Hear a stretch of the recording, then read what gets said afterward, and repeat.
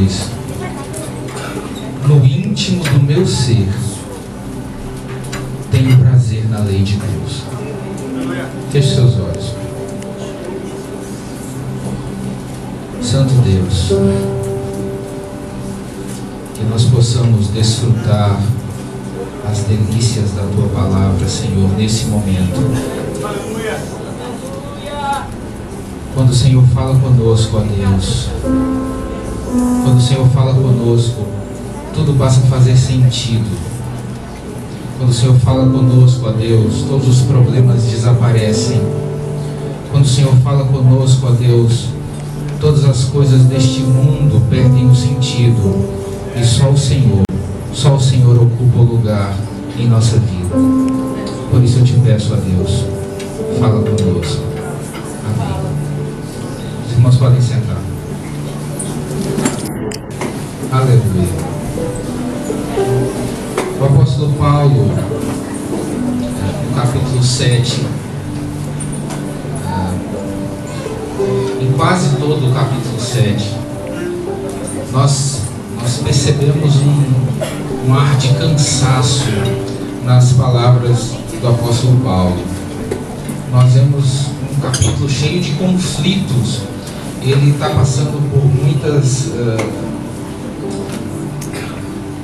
guerras interiores. Ele parece estar passando por um momento difícil da vida dele. Não necessariamente pelo aquilo que está de fora, não necessariamente pelas forças externas, que também eram muitas.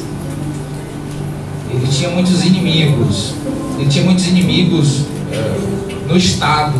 Ele tinha muitos inimigos entre os seus irmãos judeus. Ele era perseguido, ele era açoitado. Então, os fatores exteriores eram pesados. Mas nós não vemos Paulo reclamando disso nas suas cartas. Ele chega a dizer, enquanto estava preso, quando ele estava escrevendo aos Filipenses, ele diz: alegrai-vos. E eu repito: alegrai-vos. Então, o que incomodava Paulo mais do que as chicotadas, o que incomodava Paulo mais do que as prisões, as correntes, era o próprio Paulo. O principal inimigo do apóstolo Paulo se chamava Saulo. E quando eu leio o capítulo 7, me dá um conforto na alma, me dá um regozijo, porque eu vejo que se Paulo passou por isso aqui, né, e venceu, certamente nós, quando passarmos por situações semelhantes, também venceremos. Mas vamos diretamente ao ponto. Esse texto, o apóstolo Paulo, ele está falando sobre a lei. E ele começa o capítulo 7 dizendo a única forma de livrar-se da lei. Ele está falando da lei de Deus, ele está falando da lei mosaica, a lei de Moisés, ele está falando daquilo que era obrigatório se cumprir religiosamente no Velho Testamento. E ele diz o seguinte: olha, só lá no primeiro versículo, só existe uma única maneira de você se livrar da lei. O homem, ele só para de estar debaixo da lei. Isso também serve para as leis seculares.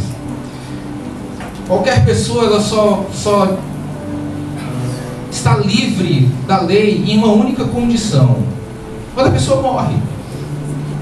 Enquanto a pessoa está viva, ela está sujeita à lei. Enquanto a pessoa está viva, ela precisa cumprir as normas, as regras que regem o mundo. Mas o morto não. Você não pode exigir, eu vou fazer um exemplo aqui, um exemplo atual. Um morto jamais será multado por ultrapassar um sinal vermelho. Quem cobraria, quem multaria um morto? Até porque certamente ele também não conseguiria ultrapassar o sinal vermelho, né? Ninguém condena um morto por não ter pagado imposto de renda. Ele está morto, a lei não tem poder sobre ele. Qualquer condenação para ele não serve de nada, porque ele morreu. Manda alguém cobrar uma dívida para um morto, ele não vai pagar. Certamente a dívida não será paga por aquela pessoa, porque ela morreu. Qualquer poder e domínio que a lei tinha sobre aquela pessoa se desfaz quando ela morre. A lei perde o poder quando se morre. E aí o apóstolo Paulo está querendo despertar o povo para uma coisa. Olha, ele começa a falar no capítulo 7 da lei do pecado, da lei do espírito e da vida. Ele fala de duas leis nesse capítulo. E ele diz: se você quer se livrar da lei, do pecado e da morte, você precisa morrer. E ele praticamente faz um convite, mas não morrer do ponto de vista literal. Eu sei que os irmãos estão me entendendo. Não é esticar as canelas, como diz o ditado. Não é bater as botas, literalmente. Não é ir para o caixão e para a sepultura. Não é isso. É morrer para o pecado. Quando nós morremos para o pecado, isso é o que Jesus falou para Nicodemos, é o nascer de novo. E o próprio Jesus usou um outro exemplo dizendo: olha, a semente só nasce depois que morre. Então primeiro ela morre, ela se parte ao meio, a semente se despedaça para que dela germine, de dentro dela saia a vida. Então enquanto a semente não morre, a vida está ali, enclausurada. Quando a semente morre, a vida começa a se desenvolver a partir daquela semente que morreu. Então o apóstolo Paulo faz um convite aos romanos: morram para o pecado. Morram para o pecado, pois essa é a única maneira de vocês ficarem livres da lei que condena vocês neste pecado. E ele começa a explicar em todo o capítulo 7 os conflitos que ele passava. Eu não conhecia o pecado até que eu aprendi a lei. E ele diz: a lei é muito boa, a lei é perfeita, a lei ela veio de Deus, mas ela estava enferma pela carne. A culpa da lei não existe, a culpa é nossa. E ele diz: morra para o pecado. Morra para o pecado. Deixe de viver para esse mundo. Deixe de viver para os seus desejos, para os seus interesses carnais. Simplesmente morra para esta vida e passe a viver uma vida para Deus. É o convite que ele faz no primeiro versículo.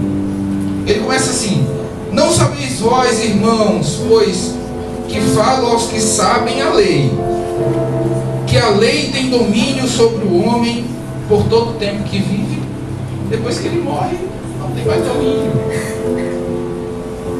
Paulo, ele é muito estranho quando ele escreve isso aqui, né?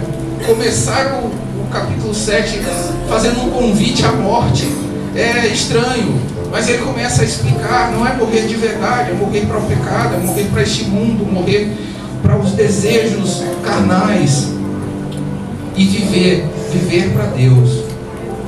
E aí a única forma de escaparmos é morrendo e nascendo de novo. No versículo 14 ele diz uma coisa que me chamou a atenção, antes de entrarmos no coração dessa mensagem, que é o que mais me alegrou no dia de hoje. Ele se compara a um escravo. Ele começa, o capítulo é meio pesado. O coração de Paulo está pesado, está cheio de dúvidas, cheio de conflitos, e isso perturba. E eu percebo em todo o capítulo um declínio. Parece que ele vai afundando enquanto ele vai falando, parece que ele vai caindo numa depressão enquanto ele expõe a sua guerra interior, a sua luta, as suas dificuldades. E aí ele diz no versículo 14: porque bem sabemos que a lei é espiritual, mas eu sou carnal, vendido sob o pecado. Vendido, quando ele usa esse termo vendido, ele está dizendo que ele perdeu o domínio sobre ele mesmo, como um escravo perdia quando era vendido. quando era escravizado. Naquela época havia essa prática, as pessoas, eventualmente elas poderiam ser vendidas, as pessoas vendidas a outras pessoas como escravas.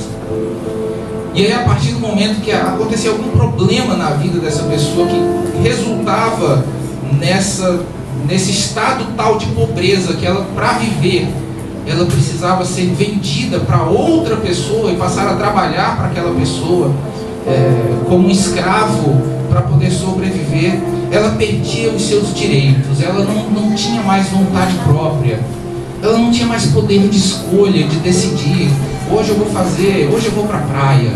Não. O Senhor dela, aquele que dominava sobre ela, que decidia se ela podia ir para a praia ou não. A pessoa se tornava escrava. E Paulo, ele diz: eu fui vendido como um escravo é vendido. Eu fui vendido sob o pecado. Ou seja, o pecado nos escraviza. O pecado tira do ser humano o poder de decisão. Você acha sinceramente que aquela pessoa que é alcoólatra, ela gosta da vida que leva? Você acha que ela não deseja sair daquela vida do alcoolismo? Ela deseja, aquilo não é bom. Mas ela não consegue, porque ela é escrava. O apóstolo Paulo se coloca nessa condição.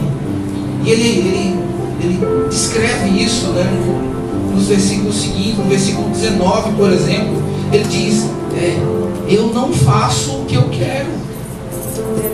Aquilo que eu quero fazer de bom, eu não consigo fazer, porque o pecado me escravizou. No versículo 18, versículo anterior, ele chega a dizer: não habita nada de bom em mim, não habita nenhum bem dentro de mim. Mas aí ele explica: dentro de mim, quando eu falo, é na minha carne, porque dentro dele havia o Espírito Santo de Deus, que é perfeito. Ele deixa muito claro isso. Ele explica: olha, dentro de mim, em mim mesmo, na minha carne, no meu Paulo humano e natural, não tem nada de bom. Absolutamente nada. Não há nada de bom em mim, homem. E a gente percebe que cada vez que Paulo revela algo novo em um versículo no decorrer desse capítulo, ele vai aprofundando. Quando eu começo a ler, vai me dando um desespero. Meu Deus, onde é que Paulo vai chegar? Me dá uma ansiedade de saber aonde vai terminar esse texto, como Paulo vai resolver esse conflito, porque nós sabemos a história dele, sabemos que ele foi um homem vitorioso, ele é um homem guerreiro, mas esse guerreiro estava cansado dessas batalhas, e ele descreve esse cansaço aqui no capítulo 7. E aí ele diz uma coisa que eu achei interessante: nas vezes que ele se esforça, nas vezes que ele reúne as forças, no versículo 21, ele reúne as forças para fazer o que é bom, para fazer o que é certo, para fazer aquilo que ele precisa fazer, para fazer o que é direito, para fazer o que é justo, para botar em prática aquilo que ele sabe que ele precisa fazer. Ele diz: o mal está comigo, do meu lado, colado, me impedindo de fazer o bem. E ele chega, ao meu ver, no ápice da sua aflição, no versículo 24. Ele diz: miserável homem que sou. Nesse momento, Paulo, ele reconhece o estado de vida dele como homem, como humano, como ser natural. Miserável homem que sou. Que palavra forte, que palavra dura Paulo usa para falar dele mesmo. Parece até uma coisa meio contraditória, porque quando você olha a vida de Paulo, como Deus falava com ele, como no naufrágio, os anjos, como ele estava em momentos de dificuldade, os anjos iam até ele e diziam o que ia acontecer. No naufrágio ele disse que: olha, um anjo me visitou ontem de noite e me falou que não vai morrer ninguém aqui, podem ficar tranquilos.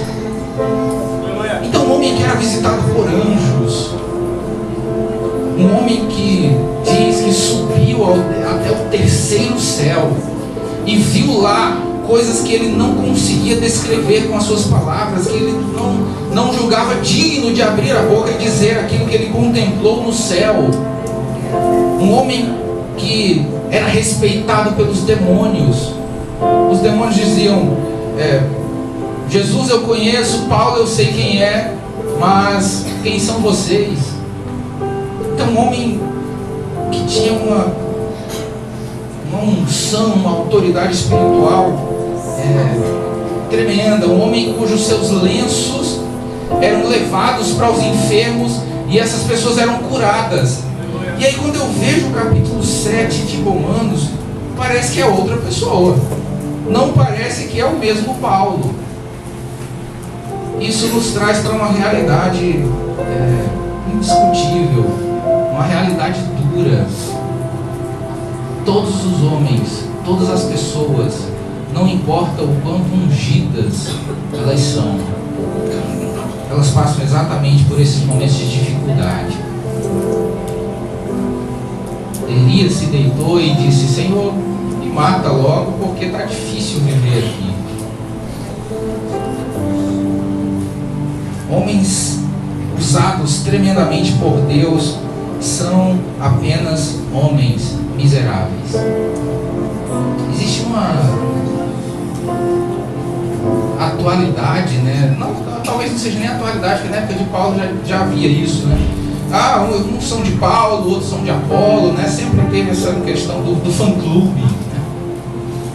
Então se cria uma expectativa em cima de alguns homens na mídia, né? E esses camaradas começam a criar títulos para eles mesmos e se auto-intitulam bispos, apóstolos, patriarcas e tanta coisa, né? Mas todos eles e todos nós somos simplesmente miseráveis homens. Miserável homem que sou. Além desse reconhecimento, no versículo seguinte Paulo começa a dizer uma coisa que me chamou a atenção. Ele diz: quem me livrará do corpo dessa morte? Havia uma lei romana, que dizem até que ela não teve nem origem romana, ela teve origem em outras nações, e os romanos usaram, né, como sentença para alguns criminosos. Quando um homem matava outro homem, e aí o juiz analisava o caso, e na hora de condenar aquele homem, havia várias penas que ele poderia sofrer. Entre elas a crucificação, que era talvez a das mais terríveis. Mas entre as várias condenações que o homem poderia sofrer, ele poderia ser morto à espada, ele poderia ser enforcado, ele poderia ser decapitado, ele poderia ser crucificado. Então, haviam várias condenações para os homicidas. Mas havia uma que era horrenda. Eles pegavam um cadáver e amarravam no prisioneiro e deixavam ele solto, sob vigilância.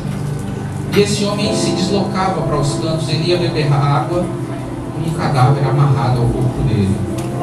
Ele ia comer e um cadáver apodrecendo, contaminando o corpo dele. E Paulo, quando descreve esse texto, ele está se sentindo exatamente como um desses prisioneiros. Ele diz: miserável homem que sou, quem me livrará do corpo dessa morte? Quem me livrará dessa condenação, desse Paulo morto? Quem me livrará desse Saulo que eu carrego morto, preso no meu corpo, para onde eu vou? Paulo, ele compara nesse versículo a situação dele com a daqueles prisioneiros, só que ele não carrega um corpo de verdade, de um defunto amarrado ao próprio corpo dele. Ele carrega o corpo do Saulo nas costas, amarrado com a sua podridão, contaminando o bom Paulo que encontrou-se com Jesus em Damasco e nasceu de novo naquele dia. E ele traz uma realidade para cada um de nós. Cada um de vocês, no dia em que você aceitou Jesus, você morreu para esse mundo. Mas você carrega esse defunto amarrado no seu corpo até hoje. Ele está aí, tentando contaminar você, cheirando mal com os pecados que ele cometeu e que Jesus já lançou no mais fundo do mar, e lá ele se esqueceu deles. Mas ele está do seu lado, amarrado a você, porque enquanto nós estivermos aqui na terra, nós conviveremos com nossa velha natureza. Como eu sou miserável, diz o apóstolo Paulo. Quem é que pode me livrar do Saulo preso em mim? Quem é que pode me livrar desse cadáver que o meu novo Paulo precisa carregar, precisa levar para todo canto? Quem me livrará? E essa pergunta me abriu um sorriso quando eu li, porque eu sei a resposta. Glória a Deus. E eu tenho absoluta certeza que vocês sabem a resposta também. E se vocês sabem a resposta, vocês vão começar a se alegrar. Quem me livrará do corpo dessa morte? Quem me livrará da minha velha natureza? Quem me livrará do meu velho eu? Quem me livrará do meu passado? Quem me livrará do velho Saulo que eu carrego? Quem me livrará? O versículo seguinte diz: aleluia, dou graças a Deus por Jesus Cristo, nosso Senhor. Assim que eu mesmo, com entendimento, sigo a lei de Deus, mas com a carne sigo a lei do pecado. Quando eu li isso aqui, eu me lembrei do versículo 21, que ele diz, exatamente o versículo que nós lemos: no íntimo do meu ser, eu tenho prazer na lei de Deus. Eu vou dar um recado para você. Não deixe Satanás acusar você. Você está carregando um defunto nos ombros, que é a sua velha natureza. Ela cheira mal, mas no seu íntimo, você tem prazer na lei de Deus. Glória a Deus. Qual o nível de satisfação eu tenho com as coisas de Deus? O texto diz, no íntimo do meu ser. A versão Almeida fala do homem interior, né? No íntimo do meu ser, tenho prazer na lei de Deus. Prazer. A palavra prazer me saltou nos olhos quando eu li. Fala de satisfação, de regozijo. As coisas que dão prazer, geralmente elas são caras. As coisas que dão prazer, elas são buscadas pelos homens. Elas despertam o interesse dos homens, porque satisfazem. Qualquer coisa que dá prazer tem, de alguma forma, um custo. Quando esses prazeres são humanos e carnais, geralmente se paga muito caro por eles. E aí eu me pergunto, quanto a lei de Deus está me causando satisfação? Porque aí há um momento de escolha. O pastor Isaías sempre diz isso aqui, eu acho fantástico. Você pode optar, né? Você pode escolher desse momento estar num restaurante. Isso vai te trazer prazer. Você pode estar assistindo um Fantástico na sua casa. Isso vai te trazer prazer, é um entretenimento. Mas o quanto você prioriza as coisas de Deus, ou quanta satisfação há em estar aqui, exatamente aqui, cultuando a Deus, adorando a Deus, buscando a sua presença. Paulo tinha isso nele, olha. Às vezes eu não faço o que eu quero, às vezes o mal que eu não quero eu faço. Quando eu tento fazer o bem, o mal está comigo. Mas uma coisa eu tenho dentro de mim, prazer nas coisas de Deus, satisfação na lei de Deus. E é isso que o inimigo fica louco sem entender absolutamente nada. A graça, a misericórdia de Deus, a graça de Deus é algo insondável pelos corações humanos, algo difícil de se descrever, é algo muito fácil de se sentir e de se viver, mas de descrever é bem difícil. É uma experiência, a graça de Deus. Quem me livrará? Ele responde no versículo 25. Nós já vamos encerrar. E aí quando ele termina esse capítulo 7, né, com essa mensagem tão linda de eu dou graças a Deus por Jesus Cristo. Depois de um capítulo tão pesado, em que a cada versículo Paulo escancara uma fragilidade sua, um conflito seu, uma dúvida, e às vezes algumas convicções também, porque às vezes dúvidas não são boas, dúvidas fazem muito mal. Ter dúvidas, sentir dúvidas é não viver a fé. Mas às vezes convicções também fazem muito mal. Tem pessoas que têm muitas convicções, isso pode ser um problema na vida dela.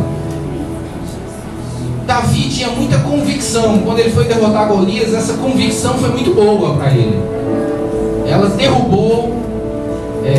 Ele derrubou Golias na fé do Senhor, né? Em nome do Senhor, ele tinha essa certeza, essa convicção. Mas quando ele foi debater com Natã, as suas convicções lhe fizeram muito mal. Ter convicção quando se está errado não é bom. Então Paulo, ele passou por esses momentos de conflito aqui no capítulo 7, esse momento tenso da vida dele, esse momento controverso da vida dele. E aí ele termina dizendo: aquele que me livrará do corpo dessa morte é Jesus Cristo, graças a Deus. E aí ele inicia talvez um dos trechos mais lindos que Paulo escreve. No capítulo 8, logo em seguida, logo depois do versículo 25 que nós acabamos de ler, Paulo diz o seguinte: para acabar com o diabo, para desfazer qualquer esperança dele de te derrubar. O versículo 1 diz: portanto, agora nenhuma condenação há para os que estão em Cristo Jesus, que não andam segundo a carne, mas segundo o Espírito. Não há condenação para quem vive em Jesus. Não há condenação para quem anda segundo a lei do Espírito de Deus, para quem anda segundo a vontade de Deus. Não há condenação. Não deixe o inimigo te acusar. Nenhuma condenação há para quem está em Cristo. Se você está em Cristo, se há esse desejo, esse prazer na lei de Deus no seu interior, você nasceu de novo. Mas infelizmente o velho homem vai continuar colado em você, e você precisa continuar deixando ele morto, para que você tenha vida. Enquanto o seu velho eu estiver morto, o seu novo eu estará vivo. Que ele permaneça morto e que nós continuemos vivos para a glória de Deus. Amém? Que o Senhor nos abençoe. Eu gostaria de saber se existe alguém no nosso meio que deseja entregar a sua vida para Jesus. Eu convido a igreja a ficar de pé.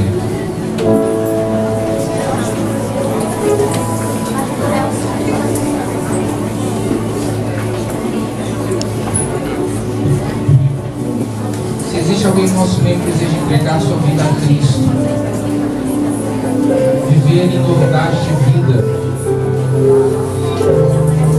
ter a consciência de que nenhuma condenação há para você, absolutamente nenhuma condenação, se você está em Cristo. Se você deseja entregar a sua vida a Jesus, dê um sinal. Nós vamos. Deus amado, Deus querido, Deus de Abraão, Isaac e Jacó, noite a tua igreja clama, meu Pai, a Ti, pela vida do meu pai, do irmão Isaac, evangelista Isaac, pastor Cleito, missionária Michele, Senhor. O Senhor sabe, meu Pai, aleluia, Senhor, a vida de cada um. O Senhor sabe o propósito. Meu Pai, o diabo tem se levantado, meu Pai, aleluia, Senhor, para tentar derrubar os teus filhos, Pai. Mas a tua palavra diz que o que está dentro de nós é mais forte do que está no mundo, Senhor. Nós te pedimos graça e misericórdia, Senhor. Abençoa, meu Pai, cada um que entrou por essa porta, Senhor. Abençoa cada família, cada irmão, Senhor, cada irmã. Cada um, Senhor, que está, meu Pai, passando por uma, meu Pai, tribulação, meu Pai, eu te peço em nome de Jesus, entra com providência. O Senhor Deus que prove tudo, meu Pai, o Senhor Deus que sonda os corações, o Senhor sabe a necessidade de cada um, Senhor. A oração, meu Pai, é para que nós tenhamos comunhão contigo, meu Pai, intimidade contigo, para crescer em ousadia, meu Pai, sabedoria, para falar da tua palavra, Senhor. Abençoa, meu Pai, cada obreiro, cada diácono, meu Pai, cada evangelista da tua casa. Abençoa os levitas, Senhor. Abençoa os líderes desta igreja, este ministério, Senhor. Abençoa a todos em nome de Jesus Cristo, Senhor. Derrama o teu sangue sobre esta igreja. Livra de todo mal, Senhor. Tudo aquilo, meu Pai, que o diabo tem tentado fazer, meu Pai, para escandalizar este ministério. Para, meu Pai, aleluia, Senhor, fazer algo, meu Pai, que venha, Senhor, destruir, meu Pai, cada um, Senhor. Eu desfaço agora em nome de Jesus Cristo, porque o teu nome tem poder, o teu nome tem o poder, Senhor. Nós te pedimos, meu Pai, graça. Acampa os teus anjos, Senhor, ao redor de cada um, Senhor. Livra de todo mal, em nome de Jesus. A igreja diz amém. Glória a Deus. Aleluia. Quero saudar a igreja na paz do Senhor, amém? Levante sua mão, vamos receber a bênção. Que o amor de Deus, o nosso Pai amado, e a graça salvadora de Jesus Cristo, e a doces divinas consolações do Espírito Santo de Deus, seja com toda a igreja, não só aqui, mas espalhada na face da terra, meu Deus, e não só hoje, mas para todos sempre. A igreja diga amém. Glória a Deus.